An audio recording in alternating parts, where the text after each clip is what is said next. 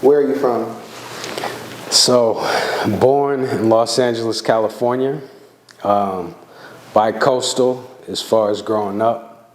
Half a year I'll be in Los Angeles or Sacramento, California. The rest I would be in Mount Vernon, New York. And what was that early life experience like between New York City and I think California? Yeah. It was amazing. I mean, the cool thing about like just knowing and just looking back now, it's like, just understanding the fact that I was in Los Angeles on one day with my group of friends in Los Angeles. Then the next day, I'm in, Mount Vernon, New York, seeing the concrete and the different energy. So it was a blessing because to this day, I still have those friends and still have, the gift of both cultures. Mm-hmm. Were you an artistic child? Very artistic, very artistic. Everything was about the art and sports. My home life was about the arts. The second I opened my door, it was about sports. Mm. Was your family a musical family? Yeah, definitely musically influenced. I had, my grandmother, she was a singer. I have definitely, some of my sisters sing as well. Going to different churches, I was always, involved in, and around music. Music has been around me since day one. Rolling in 3, 2, 1. Do you come from a musical family? So music is definitely, a heavily influence on my, on our household. Mm-hmm. We had a piano in pretty much every house that I lived in. So music somehow, some way, always filtered in. My sister is a young musician. My youngest sister is a musician. My grandmother sang all the time. Sitting at the kitchen table. A couple of my cousins were always in the church choir and so on and so forth. So music has always been a part of my life somehow, some way. At what point did you start actually making music? Interesting. So, my first instrument was the beatbox. You know what I mean? So, and that was probably around 9, 10 when I heard, Dougie Fresh on the beatbox. I mean, the Fat Boys on the beatbox. I mean, that was just so musical to me. And then when they started adding, and then also Jazzy Jeff and the Fresh Prince, they did a lot of beatbox, multiple groups, but that was something that I could wake up and do without having to ask my parents, can I get this instrument, or, how loud I could do it, I could do it whenever I wanted to. So probably 9, 10, very early. Mm. And so did you rap after the beatboxing, or did you experiment with rap? Yeah, so, definitely, so on the solo, when it was me, I definitely just beatbox. If one of my cousins came through, then definitely we would alternate. You're on the beatbox, I'm on the rhyme. I came up with a little rhyme and rock that. If we went to the mall, we'd, perform for whoever would listen, and just kind of went from there. So it was a one-man show with just me, probably just beatboxing. One of my friends or cousins came over, they would beatbox and I'll rhyme. And so where did your interest in music and your music career progress from that point that you started beatboxing? Mm-hmm. So, I started getting into it more just, you know, again, like I had an older brother, older sisters. So once hip hop, you know, became more mainstream and we started getting tapes, we started getting Run DMC tapes, you know, Beastie Boys, whatever, something that we could, you know, hold on to and listen to over and over again.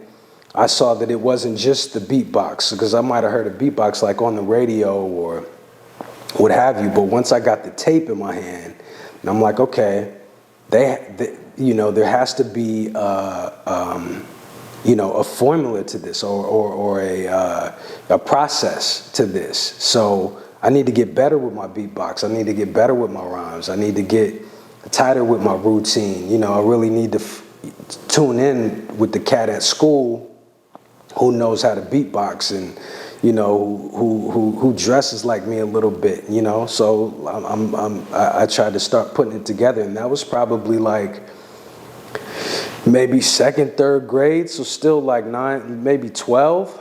You know, I started seeing that you know, it was something that I really wanted to do, and people were doing it, you know. Mm-hmm. Did you put out any tapes or any music at that point when you were younger, or? Not really, but we definitely recorded. Okay. You know, my cousin out in LA, Mike, who was definitely the he documented pretty much everything that, you know, we did. He might have a tape or two with us rhyming or beatboxing, but we didn't put out any tapes. We had a routine, but no tapes.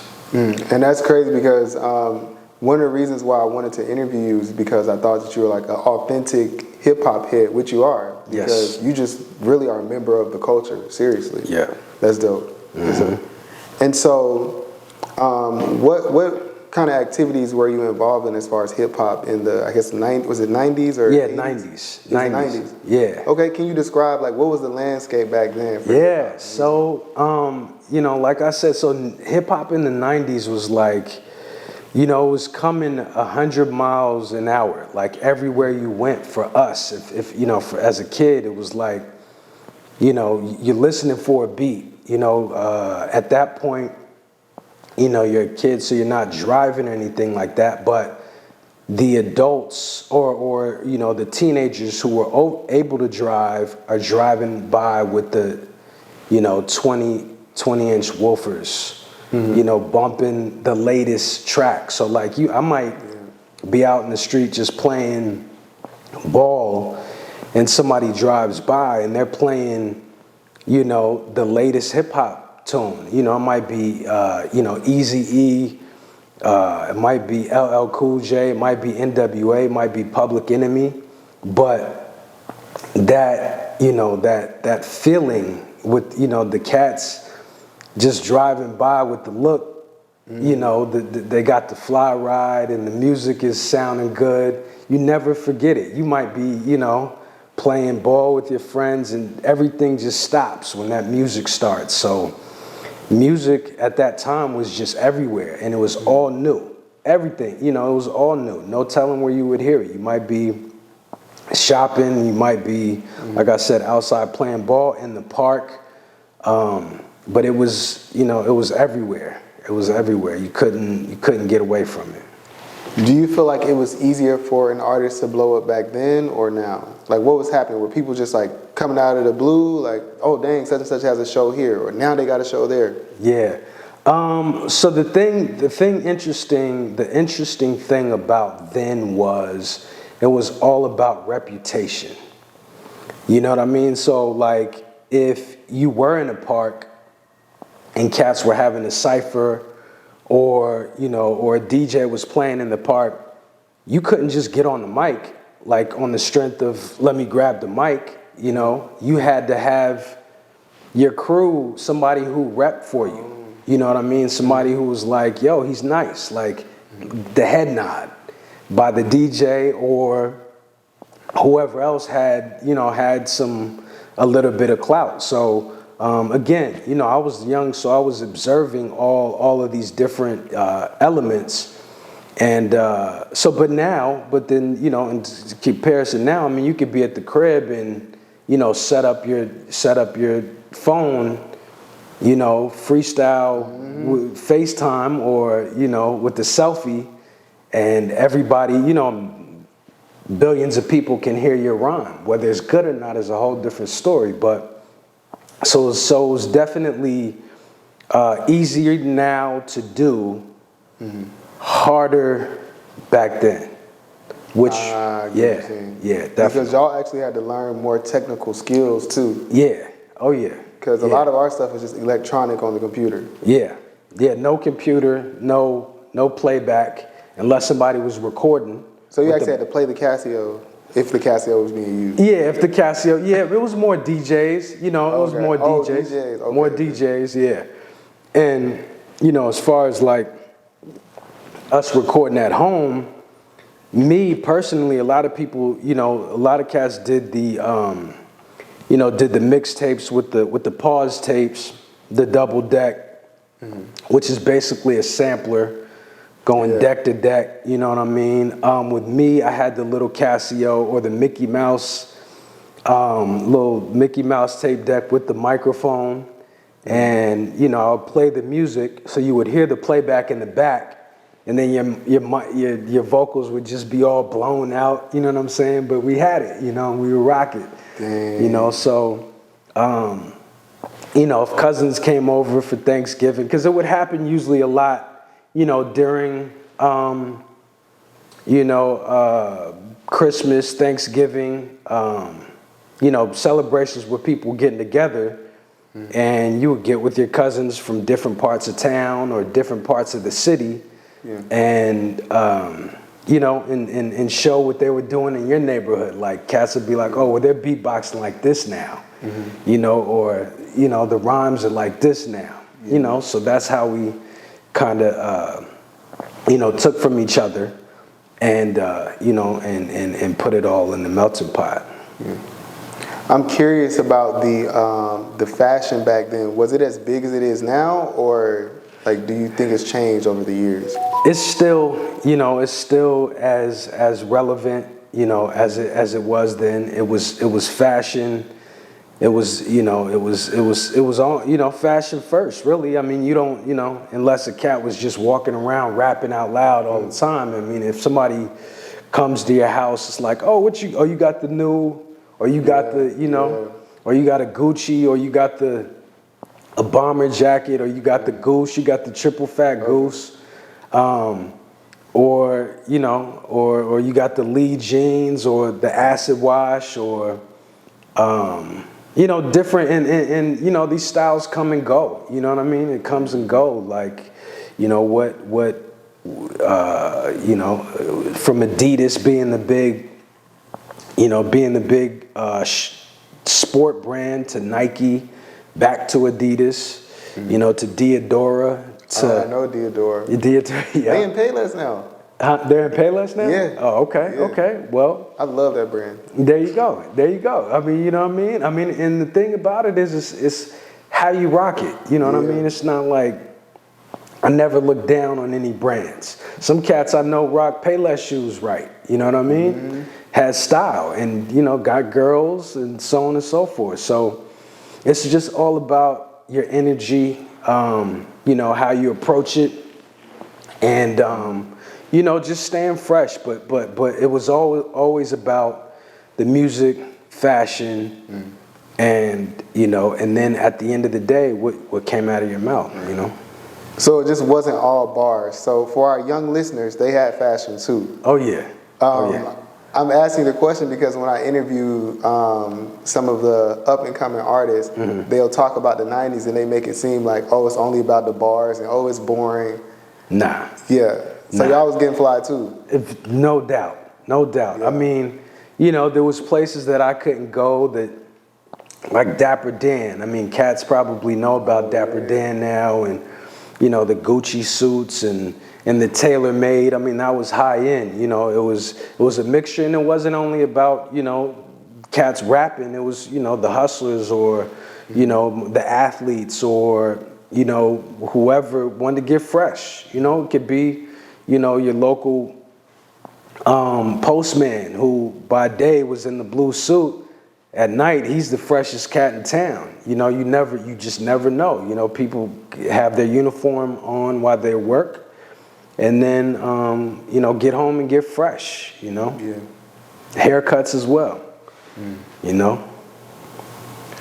What's been the most challenging aspect for you as an individual artist? You know, just the challenge is, the challenge for me, I have a song, the challenge is what you make it, you know what I mean? It can be, you know, sounds one day, you know, it could be lyrics the next day, it could be inspiration the next day. I mean, it's what you make it, but at the end of the day, it's about if you stop or keep going. Because hip hop is just, there's so many layers to it. You can get inspired at the drop of a dime, you know? You know, cats mention, you know, staying sharp with your pen or staying sharp with your beats. The only way you lose that is if you stop, you know? So the challenge is what you make it. I mean, it may sound, you know, like a little bit of a cliche, but like you gotta keep doing it. If the second you stop or allow somebody else to tell you what you can and can't do, you're out the game. Consider yourself out. But if you keep at it, it's good. Yeah. Has music caused any challenges in your personal life? Challenges or conflicts?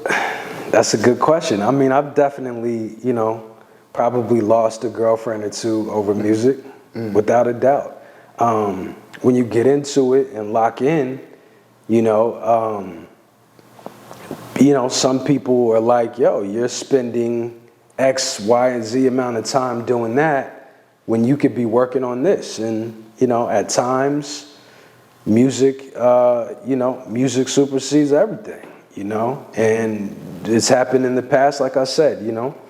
It's all love. I have no regrets, but music has held a steady place in my life. And, you know, close friends, you know, will say to me, like, you know, if they see me, you know, losing my focus or something like that, cats will be like, yo, what's up with your beats? You know, when you're making beats, you have a different demeanor. You're approaching things different. You're hustling different. So I try to keep that present, you know. I've had, you know, probably 4 or 5 different drum machines in my lifetime that come and go. But, you know, at the end of the day, if I'm moving in my U-Haul and there's nothing else in there, I'm going to have an MPC in there. Thanks. And are you, I didn't ask earlier, but are you independent, signed to a label? What is your motive now? Yeah, right now, just 100% independent. Okay. You know, I make my own music, you know, put it out, you know, on my, when I feel the need or if I'm inspired.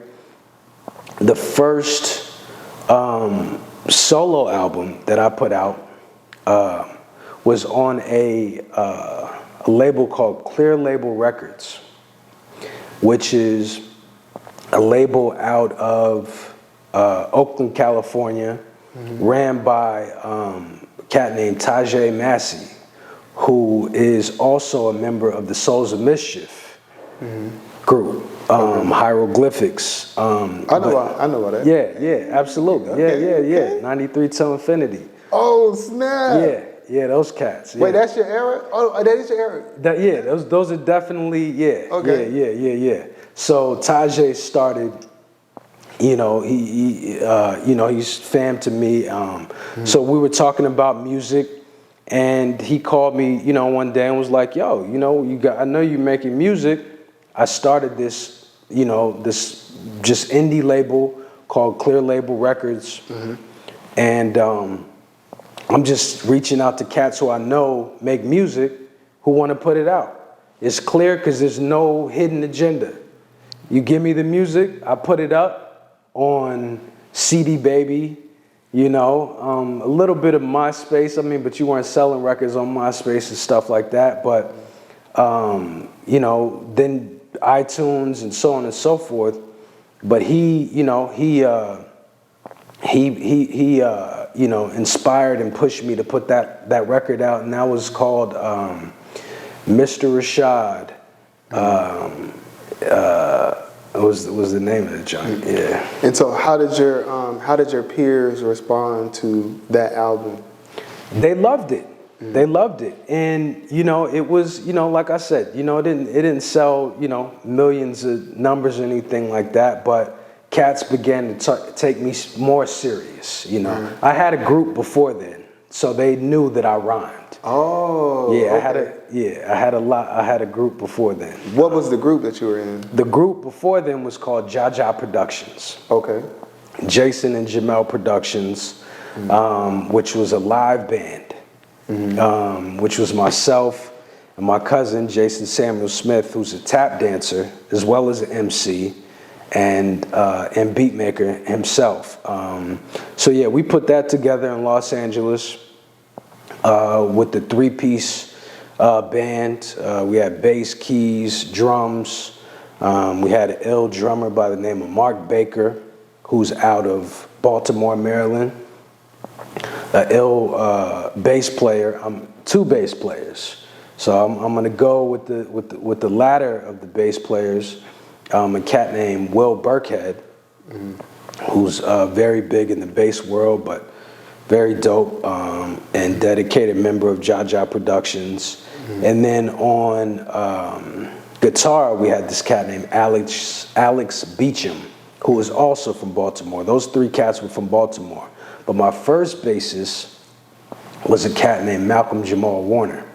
And wait, Malcolm Jamal, the same Malcolm Jamal Warner? Malcolm Jamal Warner, yeah. Wait a minute. Yeah. That was your bass player? That was my bass player. Wait, Malcolm Jamal Warner from television. What? From poetry, from... Bruh. That was my first bass player. Wait, how did that work out?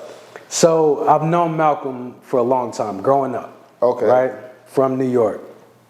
Families are close, long story. But long story short, when I started getting into music, our thing, so Jaja Productions was about sending out our CDs to our peers. Like, we weren't selling it at first. We had, just got the laptops, CD burners. Wait a minute. So all that was just coming out, really? Yeah, it was all coming out. Oh, snap. But we were a little ahead of it, you know what I'm saying? Okay, a little bit, okay. just a little bit. But, so yeah, all that stuff was coming out. So we had, so in my crib, I had the MPC, a laptop, CD burner, 2 turntables, and a crate of records. That was how we made our music. So so I sent one of the CDs out to Malcolm. He was doing a project out in Canada, some film or something like that. And we had 2-ways.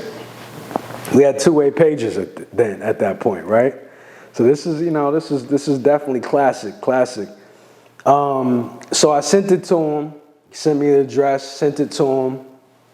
He was like, yo, I love you guys' approach. Because our sound was, we sampled a little bit, but our goal was to sound live, Our drums were played out, We do loops here and there, but our sound was live. Like, so ultimately, we saw ourselves performing live.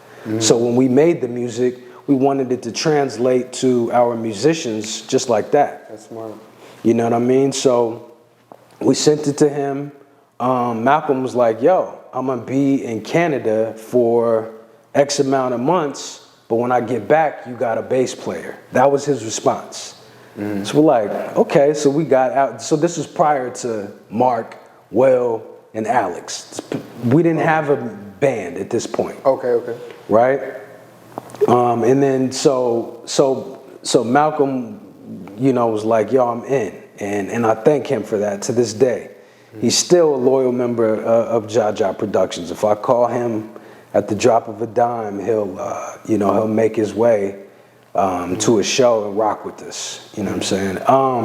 But so with that being said, so we had our first musician, you know, and in the meantime, like I said, so Jay was on the feet on the tap dance, and I was on the rhyme. So we were like, okay, well let's see if we can start getting a little bit of a buzz, and we'll start out with getting gigs. So our very first gig, which is ill, and I'll stop because I know we have to move on. But no, you good. So our very first gig was in San Diego, California. For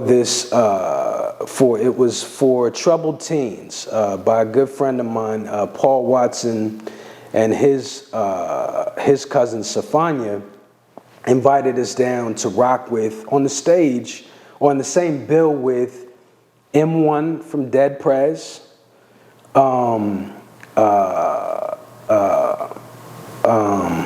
Sway from Sway in the Morning was there as one of the hosts, and then Tariq from The Roots, Black Thought. For real? Yeah. Damn. So these cats are all in the audience. Well, they're doing their sets as well, but we were just the poet and the tap dancer, right? So we had, my cousin, like I said, was on the feet. I was on the mic, and the response, first and foremost, from the kids. And it was just freestyle. It was not written. You know what I mean? It was like, yo, where you at? And so he would literally set the tempo on the beat, on the feet. Oh. And I would be like, okay, all right, that's how you feel. If it's on some, grimy slow, then I would give him some grimy slow information, or some up tempo information, and I would, we would feed off of each other like that.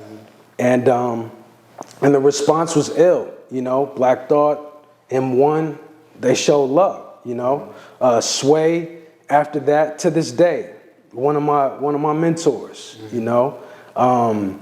after that, a day later, we're back in LA. Sway is calling me on the phone, crazy. He was like, yo, so when I finally picked up, because I didn't know the number, when I finally picked up, he was like, yo, we do this thing on Sunday where we play ball in my backyard and we just play music. I want you guys to come over and rock with us. This is like a day after we met. So we went out to Encino. We're playing basketball in the backyard with him and King Tech. Two of the illest. If you guys don't know, King Tech and Sway, look it up. They do the Wake Up Show. But yeah, so we're back in the backyard playing ball, and they put me on to Self-Scientific. Okay, this is another ill group. Okay, so this is now Self-Scientific is produced by DJ Khalil, who's one of the illest producers out right now. I think he just he was part of the camp who won a Grammy with the whole Kendrick record. He's down with Dr. Dre and so on and so forth. So it was him and Chase Infinite, and one more cat that I can't think. But he was playing that music, saying like, yo, I think what you guys did was similar to this. It has conscious and it evokes thought and so on and so forth. And the rest is kind of history. I just kept pushing, you know what I mean? Still on the underground level, but still pushing for sure. And so what is the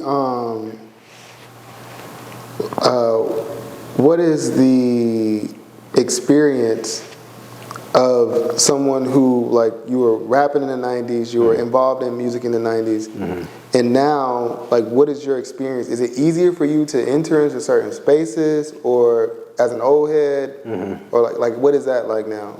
Well, Are you calling up your contacts? Does it help to remain in the business?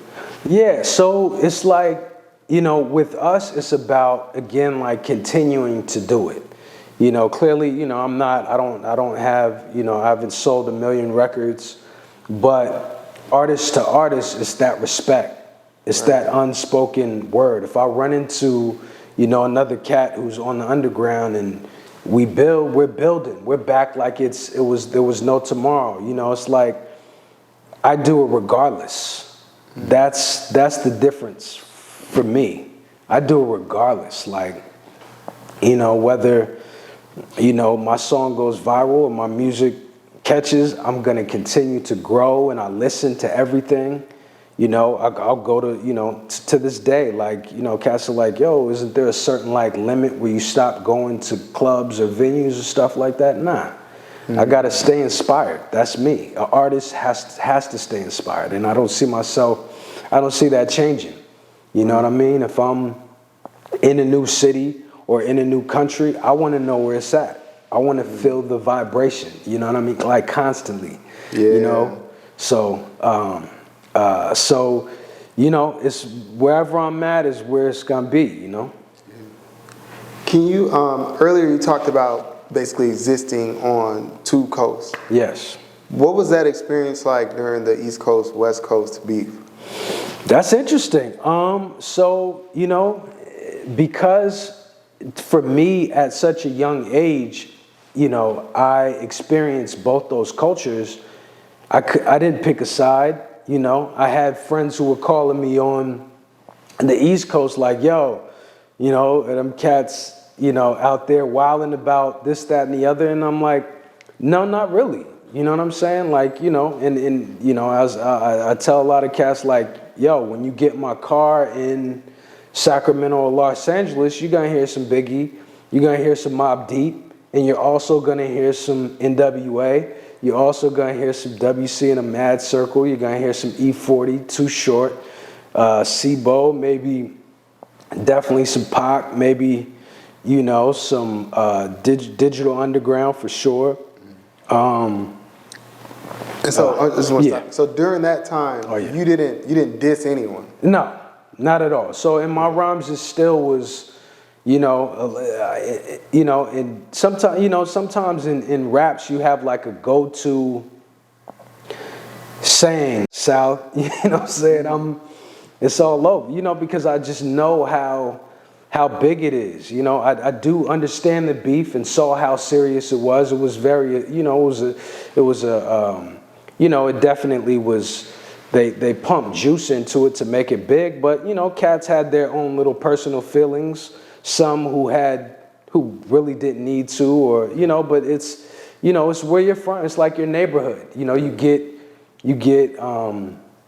protective, or, you know, like, yo, this is where we're from, even though you two streets over, it's just like literally just 2 streets over, but this is my block. This is, you know, this is where we grew up. So I get it, you know, but I'm glad that that we've come to a higher ground. You know, like I said, you know, I saw it, but you know, the thing that I did appreciate about it is, you know, as far as topic of conversation, some cats step their game up rhyme-wise, but other than that, you know, we didn't necessarily need that. I don't want to see anybody, you know, losing their life over the rhyme at all, you know. Over the past few years, more than several young artists have lost their lives to gun violence. Yeah. How do you feel about the current state of violence in rap music? Man, you know, it's high, but not necessary. You know, a lot of this stuff that's happening is built on cats not being able to really control their emotion.